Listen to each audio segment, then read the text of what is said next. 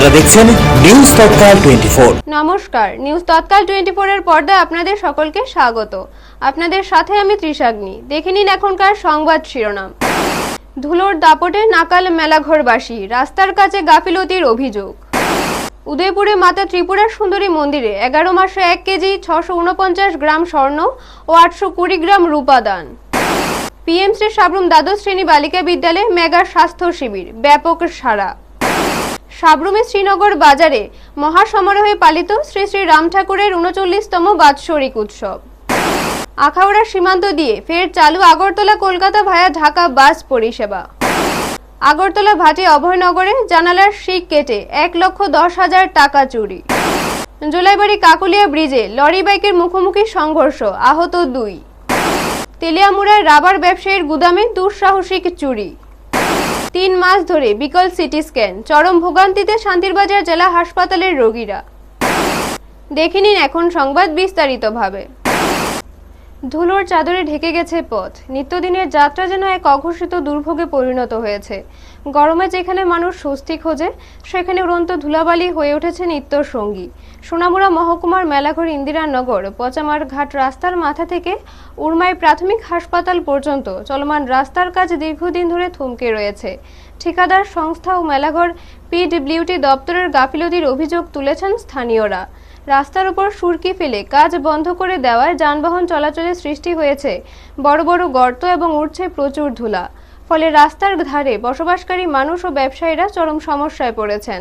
ধুলাবালি বাড়িঘরে এমনকি রান্নাঘর পর্যন্ত ঢুকে পড়ছে। বড় বড় ডাম্পার গাড়ি চলাচলের সময় পরিস্থিতি আরও ভয়াবহ হয়ে উঠেছে। স্থানীয়দের দাবি, নিয়মিত জল ছেটানো হলে এই সমস্যা অনেকটাই কমানো যেত। দ্রুত ব্যবস্থা না নেওয়া হলে আগামী কয়েকদিনের মধ্যে মূল সড়ক অবরোধের হুঁশিয়ারি দিয়েছেন ক্ষুব্ধ জনতা। Bureau report, news Tatkal 24। মনে করেন রাস্তাঘাটে যে মনে করেন গাড়ি চলাচল করে, বাড়ির মধ্যে আমরা কিছু রান্না করতে পারি না, বাড়ির মধ্যে থাকতে পারি না, দরজা বন্ধ থাকে, তারপরে মনে করেন ধুল ঘরের ভিতরে। আমি রান্না করে ধুলোবালি জানি। হ্যাঁ, যায় ওভার যায়। এতে খাইতে কি সমস্যা হইতেছে? বহুত সমস্যা। রাস্তা মনে করেন কিছু অল্প কাম করে বন্ধ রাখে, কয় দুদিন পরে হইব, তারপর দুদিন পরে আর হয় না, তো আবার আইসে গুদুর করে, আবার জল দিয়ে ভিজিয়ে কিতা কইরা ফ্যাক ট্যাক কইরা জায়গা আর মনে করেন কাজ করে না। এটার মধ্যে দুল আর দুল, মানুষের বাড়ি ঘর মরিচ ক্ষেত, মানুষের বাড়ি ঘরে কিভাবে মানুষ চলা মতন মুশকিল। বড় একটা গাড়ি যেতে লাগলে পিছন দিয়ে দুল আর কিছু না, রাস্তা কামড়া করে না, রাস্তার মধ্যে জল দেয় না। এটা কোন রাস্তা? এটা হচ্ছে কলম ক্ষেত পচার মার। কই গেছে এই রাস্তাটা গেছে উর্মাই গেছে। কেমন যানবাহন চলাফেরা করে? অনেক যানবাহন চলে। এর কতদিন হয়েছে কাজটা ধরছে? কাজ তো এরা আজকে বছর গনাইব, মানে ঠেঙ্গা করতেছে মর্জি মতন। হঠাৎ করে আইয়ে অল্প একটু কইরে আবার জায়গা 2 লেয়ার হইব, 3 লেয়ার হইব, কিন্তু আসলে কিছু না। কি হয়েছে? রাস্তার কি সমস্যা হয়েছে আপনাদের? নমস্কার। এই রাস্তাটা অনেক দিন ধরে এই রাস্তার ভিতরে ফসাইতেছে, রাস্তার কাজ করা হইতেছে, কিন্তু সঠিক পরিমাণ রাস্তা হয় না। এইদিকে প্রচন্ড মানে রাস্তাটা কি ফিজ হইতে দেরি হইতেছে? অনেক দিন ধরে হয়েছে, যার ফলে এই যে রাস্তার যে যানবাহন যাচ্ছে ধুলাবালি আপনাদের সমস্যা হইতেছে। ধুলাবালি আমার আজকে এই কয়েকদিনে কাজ মানে এই ধুলাবালি আমাদের দোকানদারি করি, প্রচন্ড ধুলাবালি ঢুকে আমার পরে কাজ দিবা না কেমনে ইতান প্রচন্ড অনেক ঠিক ইতান বালু পরে মুখের থেকে। আপনার দোকানে বালু ঢুকে দিনের ভিতরে মনে হয় 1000 বার দোকান মোছা হয়, এরপরে প্রত্যেকটা গাড়ির সাথে সাথে বালু ঢুকে। আর এদিকে আশেপাশে মানুষের ভাত খেতে অসুবিধা হইতেছে, ভাত খেতে খাইতে পারতেছে না বালুর কারণে। এমনভাবে বালু হয়, দেখেন আমরা গাড়ি যাইতেছে, কোনো একটা জলের কোনো পরিষেবা নাই। একটা রাস্তার কন্ট্রাক্ট দেরি করতেছে, রাস্তা তারা করতে দেরি হইতেছে, ঠিক আছে, কিন্তু জল তো দিতে পারতো, কিন্তু জলটা পর্যন্ত দিতে পারতেছে না দোকান এই রাস্তায়। এখানে মানুষ যানবাহন চলা গেল, মানুষরা বাইক দাঁড়ায় থাকে, বড় গাড়ি যাইতে হলে বাইক দাঁড়ায় অনেকক্ষণ দাঁড়ায় থাকে, থাকার পরে গাড়িটা যাওয়ার পরে বালু যখন ক্লিন হয় তখন এই বাইকটা যায়। এখন প্রচণ্ড অসুবিধা হচ্ছে এই রাস্তার। অটুট বিশ্বাস, গভীর আস্থা ও পরম ভক্তিভাবের এক উজ্জ্বল নিদর্শন হয়ে উঠেছে উদয়পুরের ঐতিহ্যবাহী মাতা ত্রিপুরা সুন্দরী মন্দির। বছরের পর বছর ধরে এই মন্দিরে ভক্তদের ঢল অব্যাহত থাকলেও গত 11 মাসে অর্ঘ্য হিসেবে জমা পড়া স্বর্ণ ও রূপার পরিমাণ বিশেষভাবে উল্লেখযোগ্য। মন্দির সূত্রে জানা গেছে, এই সময়কালে ভক্তদের পক্ষ থেকে মোট 1 কেজি 649 গ্রাম স্বর্ণ এবং 820 গ্রাম রূপা জমা পড়েছে। বিভিন্ন মানত পূরণ, পূজা অর্চনা ও ধর্মীয় আচার অনুষ্ঠানের অংশ হিসেবেই ভক্তরা এই মূল্যবান ধাতু দান করেছেন। প্রশাসনের বিভিন্ন আধিকারিকদের উপস্থিতিতে মন্দির প্রাঙ্গণে আনুষ্ঠানিকভাবে সংগৃহীত স্বর্ণ ও রূপার পরিমাণ মাপা হয়। পুরো প্রক্রিয়াটি স্বচ্ছতা বজায় রেখেই সম্পন্ন করা হয়েছে বলে জানা গেছে। উল্লেখ্য, রাজ্যের অন্যতম প্রধান শক্তিপীঠ হিসেবে এই মন্দির শুধু ত্রিপুরা নয়, পার্শ্ববর্তী রাজ্য ও দেশ থেকে অসংখ্য ভক্তকে আকর্ষণ করে।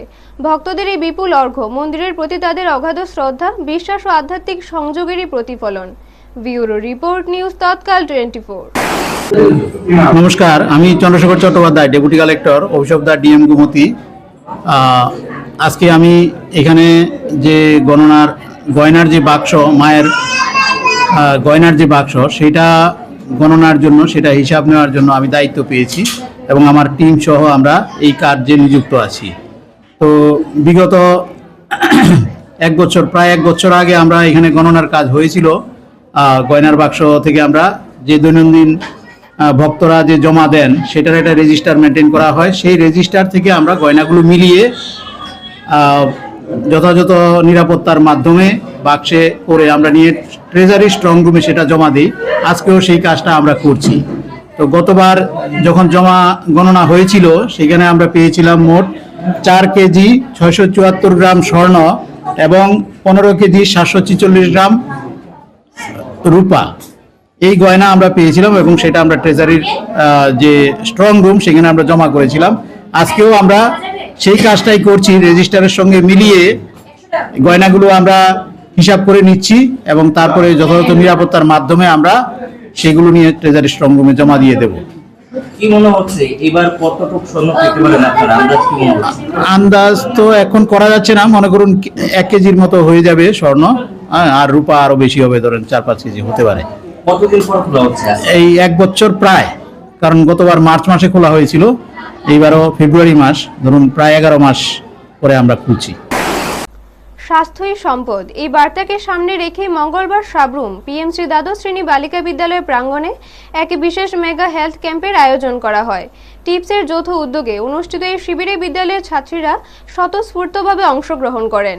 শিবিরে উপস্থিত ছিলেন চক্ষু বিশেষজ্ঞ ডক্টর শিব শঙ্কর রায় ও দীপা গুপ্ত, ফিজিওথেরাপিস্ট ডক্টর রেশমিতা সাহা ও doctor Priyanka Saha, lab technologist Sujata Das ও প্রকাশ চক্রবর্তী এবং ডায়েটিশিয়ান সুদীপ্তা দাস। পাশাপাশি টিপসের দক্ষিণ জেলার মার্কেটিং শাখার দায়িত্বপ্রাপ্ত সুদীপ দেবনাথ ও বিজয় দেবনাথও উপস্থিত থেকে সার্বিক তত্ত্বাবধান করেন। এই স্বাস্থ্য শিবিরে বয়স্ক নাগরিক সহ বহু সাধারণ মানুষ অংশ নেন। চক্ষু পরীক্ষা, রক্ত পরীক্ষা, ফিজিওথেরাপি পরামর্শ এবং পুষ্টি সংক্রান্ত সচেতনতা সহ বিভিন্ন স্বাস্থ্য পরিষেবা প্রদান করা হয়।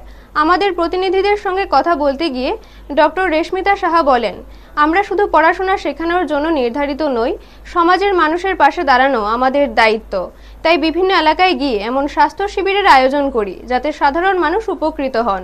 চিকিৎসকদের আন্তরিক পরিষেবা ও সহযোগিতায় সন্তোষ প্রকাশ করেন উপস্থিত স্থানীয় বাসিন্দারা। আয়োজকদের পক্ষ থেকে জানানো হয়, ভবিষ্যতে এই ধরনের জনকল্যাণমূলক উদ্যোগ অব্যাহত থাকবে। Bureau report, news Tatkal 24। নমস্কার, প্রথমেই সবাইকে।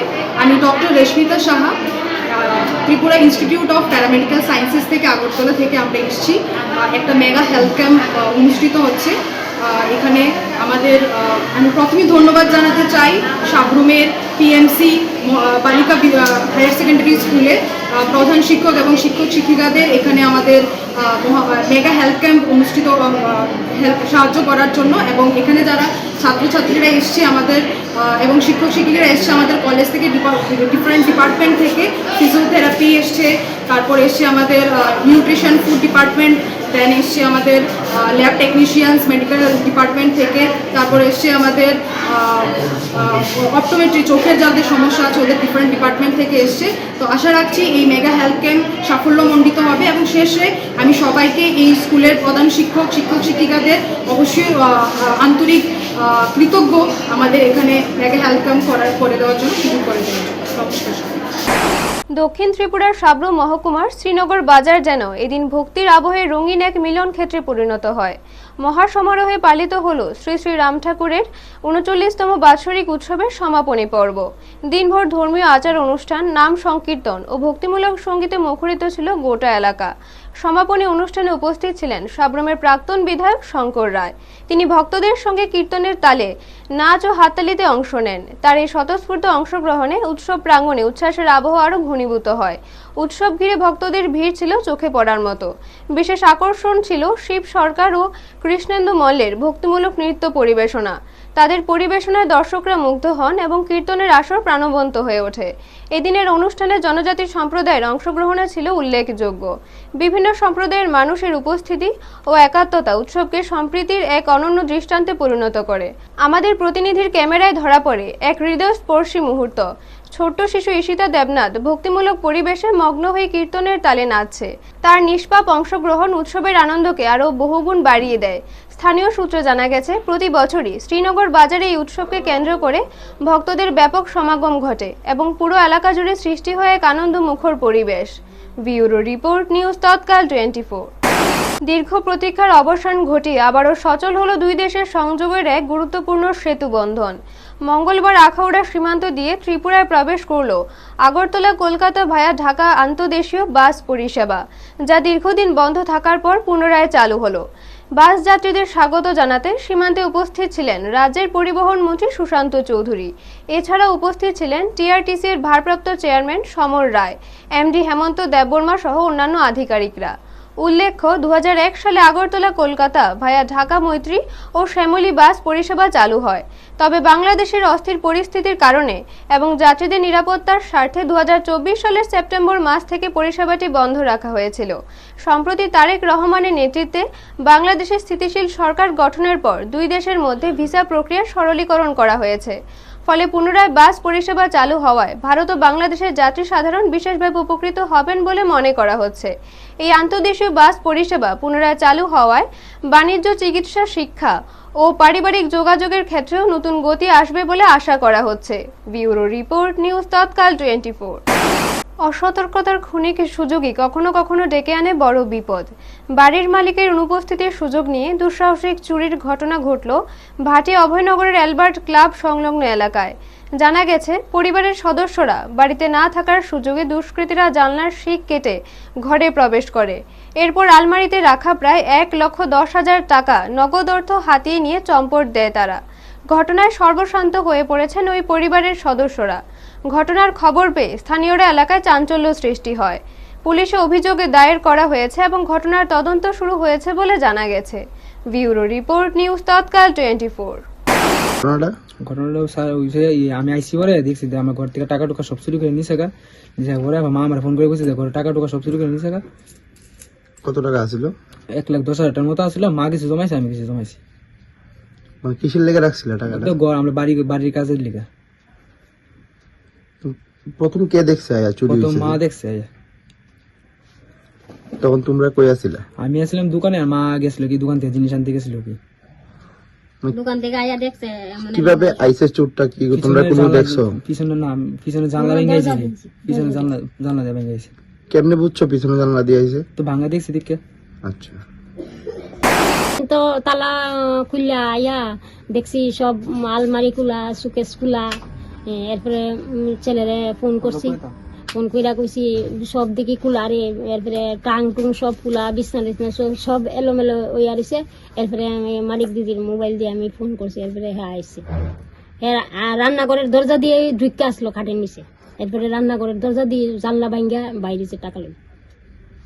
আপনারা কি কেউ সন্দেহ করেন? না। এক মুহূর্তের অসাবধানতাই যেন রাস্তায় নামিয়ে আনলো আতঙ্কের ছায়া। জোলাইবাড়ি কাকুলিয়া ব্রিজ সংলগ্ন এলাকায় লরি ও মোটর বাইকের মুখোমুখি সংঘর্ষে আহত হলেন 2 জন। জানা গেছে, একটি লরির সঙ্গে একটি হিরো গ্ল্যামার বাইকের সরাসরি ধাক্কা লাগে।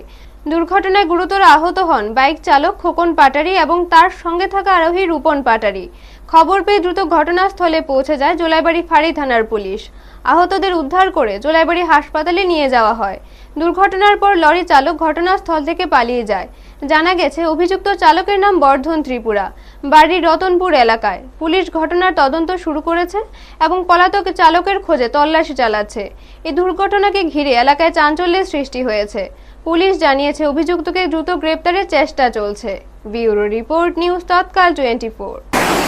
দেখুন, 2 জন এসেছিলেন, ওরা বাইকে ছিলেন। দুজনের মধ্যে একজনের নাম হচ্ছে খোকন পাটারি, ওনার বয়স 55, আর রূপক পাটারি, ওনার বয়স 16। তো দুজনেরই একজনের পায়ে, রূপন পাটারি ওনার পায়ে আঘাত লেগেছিল, ডান পায়ে, আর খোকন পাটারি ওনার বুকে আঘাত লেগেছে আর ডান পায়ে আঘাত লেগেছিল। তো ওনারা এসেছিলেন এখন থেকে 1-1.5 ঘন্টা আগে, আর প্রাথমিক চিকিৎসার জন্য তাদেরকে ছেড়ে দেওয়া হয়েছে। ওনাদেরকে কিছু এক্স রে অ্যাডভাইস করা হয়েছে, এক্স রে করে দেখে যাবে, বাকি সব প্রাথমিক চিকিৎসার পর ওনাদেরকে ছেড়ে দেওয়া হয়েছে। ওনারা যা বললো যে ওনারা বাইকে ছিলেন এবং ওনারা একটা গাড়ি ওনাকে ধাক্কা দিয়ে চলে গেছে। অ্যাক্সিডেন্টটা এখনকার সময় ধরুন 1 ঘন্টা আগে হয়েছিল আর কি, 1 ঘন্টা আগে নাগাদ হয়েছিল। ওদেরকে সাথে সাথেই আনা হয়েছে, সাথে সাথে আমরা ট্রিটমেন্ট করে আমরা প্রাথমিক চিকিৎসা করে ছেড়ে দিয়েছি। অপ্রত্যাশিত রাতের আধারে বড় চুরির ঘটনা ঘটল তেলিয়ামুড়ার মধ্য ব্রহ্মছড়া এলাকায়। নিশি কুটুম্বের একটি দল স্থানীয় রাবার ব্যবসায়ীর গুদামে ঢুকে বিপুল পরিমাণ মালামাল হাতিয়ে নিয়ে যায়। ক্ষতিগ্রস্ত ব্যবসায়ী রাজকুমার সরকার জানান, মঙ্গলবার সকালে গুদামে এসে চুরির দৃশ্য প্রত্যক্ষ করেন। গুদামের ভাঙচুর ও মালামালের অভাব দেখে তিনি হতবাক হয়ে তেলিয়ামুড়া থানায় অভিযোগ করেন। ব্যবসায়ীর অভিযোগ অনুযায়ী প্রায় 2 টন রাবার শিট চুরি হয়েছে, যার আনুমানিক বাজার মূল্য প্রায় 3 লক্ষাধিক টাকা। এছাড়াও 1 লক্ষাধিক টাকা নগদ অর্থ হাতিয়ে নেওয়া হয়েছে। সংবাদ মাধ্যমের সামনে রাজকুমার সরকার প্রশাসনের প্রতি চুরির সঙ্গে জড়িতদের দ্রুত শনাক্ত করে মালামাল ও নগদ অর্থ উদ্ধার করার দাবি জানিয়েছেন।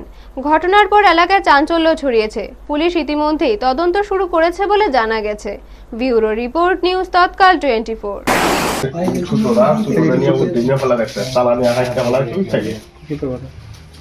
মানে এমন একটা অবস্থা, আমার 100% শিওর যে আমাদের লোকাল 1-2 জন লোক আছে, এরা চুরের সাথে সম্পূর্ণ জড়িত।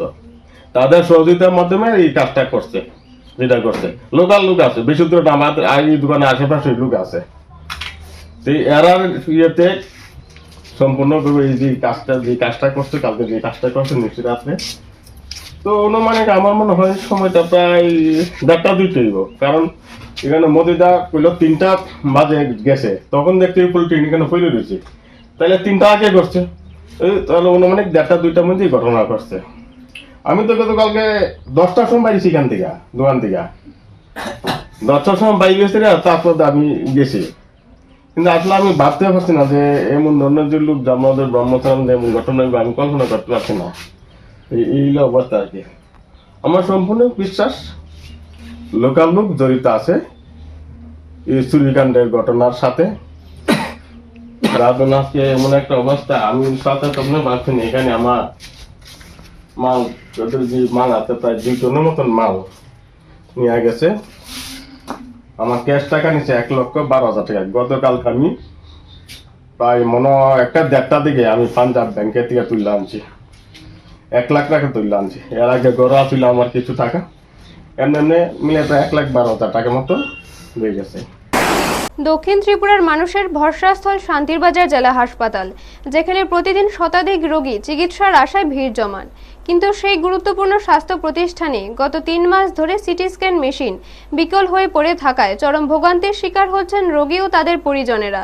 হাসপাতাল সূত্রে জানা গেছে, দীর্ঘদিন ধরে মেশিনটি অচল থাকায় জরুরি ও গুরুত্বপূর্ণ রোগীদের সিটি স্ক্যান করানোর জন্য বাইরে বেসরকারি ডায়াগনস্টিক সেন্টারে পাঠাতে হচ্ছে।